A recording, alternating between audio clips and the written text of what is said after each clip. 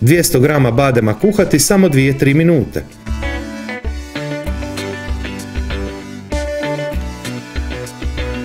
Gule se vrlo lako i bez problema.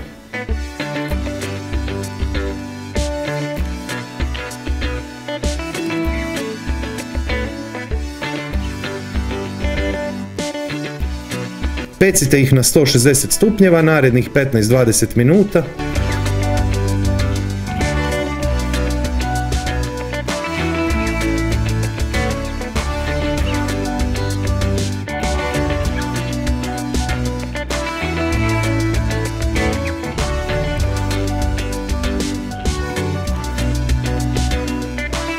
Sto grama maslaca otopite, maknite s vatre pa dodajte 100 grama bijele čokolade za jelo ili kuhanje. Ostaviti da se hladi do upotrebe, znači oko 15-20 minuta. 6 žumanjaka i 6 bjelanjaka. –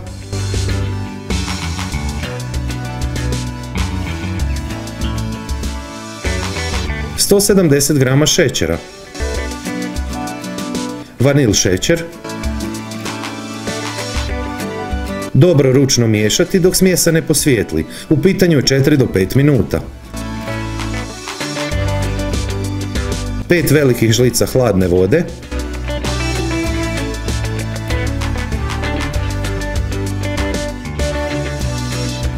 Sada je otopljena čokolada u maslacu mlaka, ne smije biti vruće da jaja ne bi koagulirala. Miješati nekoliko minuta. 100 grama glatkog pšeničnog brašna.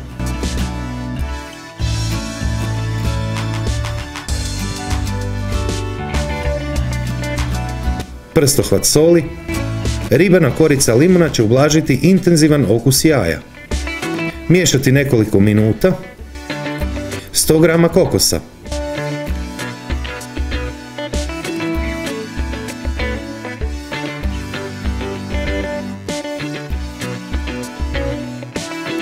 Oni badem iz početka recepta.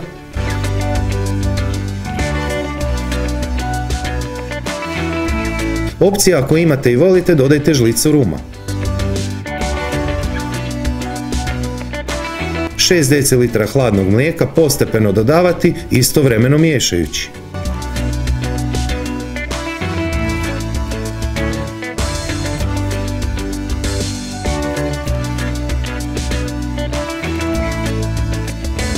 Dvije velike žlice soka limuna dodati u bjelanjke. Prstohvat soli. Miksati 4 minute najvećom brzinom.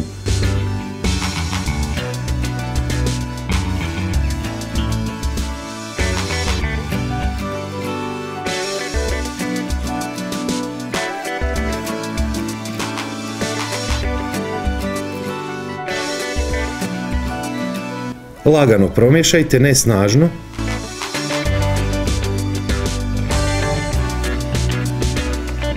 Izlijte u kalup dimenzija 30x20 ili 35x20 cm, koji ste prethodno samo premazali maslacem.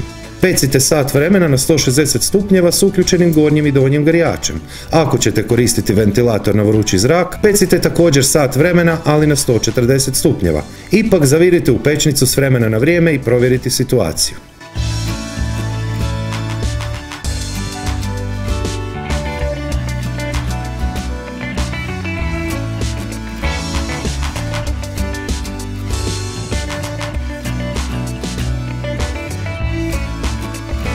$50 ml, odnosno pola decilitra vrhnje za šlak ili 50 grama maslaca, dobro zagrijati pa maknuti s vatre.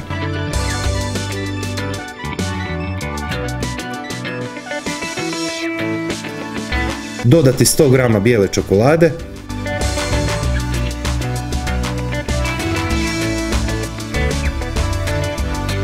Odmah izlijte preko još mlakog kolača.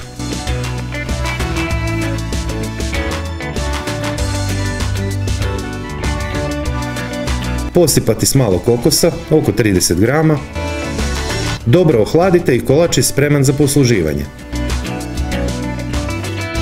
Ispod svakog mog videa je pisani recept, popis sastojaka, postupak i savjeti koji nisu stali u video, ali i preporuke za slične recepte koje ste propustili, a volio bih da ih isprobate.